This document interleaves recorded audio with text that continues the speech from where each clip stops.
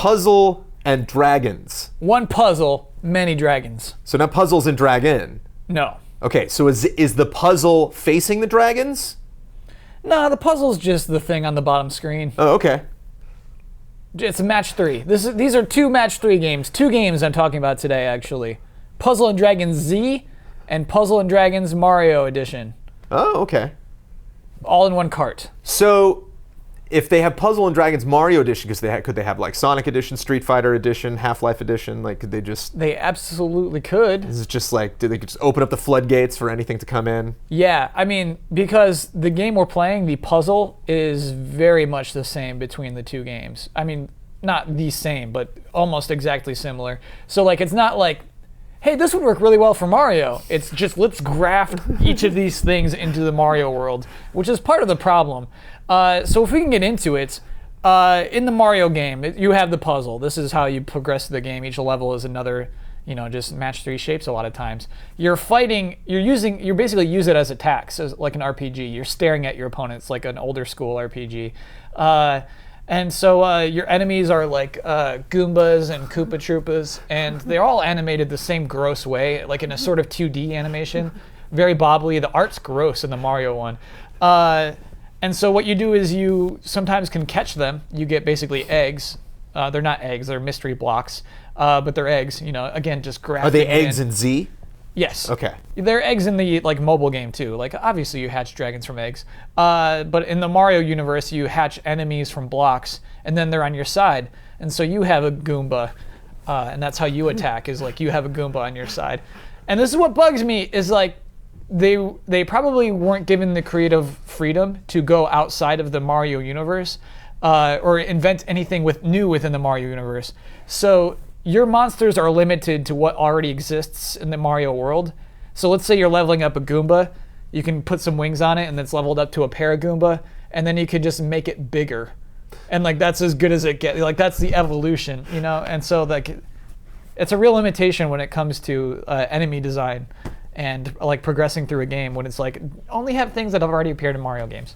So so you mentioned it's a mobile game. So you get the mobile game first, and then the version you play was on 3DS. Yes. So do you think they were going to port the mobile game to the 3DS, and then they were like, oh, no, wait, we should make it a Mario game, and then they did that, and they're like, why don't we just put the original game in there? So Puzzles and Dragons Z actually is an RPG. And oh, okay. yeah, it's the best one. Basically, it's nice they put both these games in one package because I think people will buy it for the Mario and then go over to the RPG and be like, oh, okay, now I get this game. Because it's a match 3 game that is actually highly technical. I thought at first this is a very simple, just like, okay, I'll just do this here, and then okay, I'm good with that. You can't succeed doing that. The only way to beat this game or perform well in this game is to you drag the things around, and so it shuffles them as you drag, and you have like a limited amount of time as you drag. And so technically you can clear a whole board if you're just very good at dragging, and you can see things that I can't see. I'm not good at this game. You have to be incredible to be good at this game. I've often wondered that about match 3. That you'll fill up 3 and then you get it's like, oh, you got a 6 combo, and it's like, how did I know that was going to happen? I can't see the things that are falling in from off screen. Yeah. Like, how do you get good at Bejeweled? I've never understood that. Some games I don't get good at, and I just recognize okay, I'm just not going to put in the time to get better at this. But I don't even know where to begin. I never believed people who said they're good at match 3. I kind of just thought they were like idiots who just liked all the noises. But then you look into it and they're geniuses. They're like seeing paths and they're just seeing what needs to be done. And that's the thing is the shuffling isn't clear. It's not clear to me why I need to make this path and why these things move in this way that they do. But to people who just put time in, they absolutely get it. So why the hell am I talking to you about this game? Because this game looks like a casual game. Mario looks like the most casual little match 3 Mario game. It gets intensely hard very fast. The bosses can kill you in 2 hits, in 2 turns. So you need to be performing within those 2 turns, or else you're just dead. You're dead in 2 turns. So if I go to Amazon and I try to get this game, can possibly get this confused with another Puzzle and Dragons game available 3DS. This is it, man. Yeah. This is this franchise's triumphant unveiling on the 3DS. Trying to break into the U.S. market. And Nintendo had nothing to do with this on mobile, so this was a joining of parties. Gung Ho, yeah, is I think who they collaborated with on this. And was this a kind of game that you just played for just played, or is this something that you're gonna put some time into later? Oh no, I'm very done. I can kind of dig the RPG. It's even, I like play Pokemon games and I like them. This is even dumber. The story is dumber than Pokemon games. What I get very frustrated with is games that are just like, well, you're in a game right now, just go along with it. And this game literally does that. There are times when it's just like yes or no. Do you know what I mean? Like, do you want the main character, like the main monster dragon character of this is character in the RPG or in both? In the RPG. Okay. Puzzles and Dragons Z. It's like a little dragon. You get to choose its name, right? But you're choosing between two names, Syrup and Fuzzy. So this is the level of this game. Are you a Syrup guy or a Fuzzy guy? I probably have to go Fuzzy. Yeah. As much as I love Syrup. I went with Syrup out of disdain. I was like, that's a dumber name. You get the name Syrup. And so later on, it's just like, hey, do you want to keep Syrup in your party? And I said, no.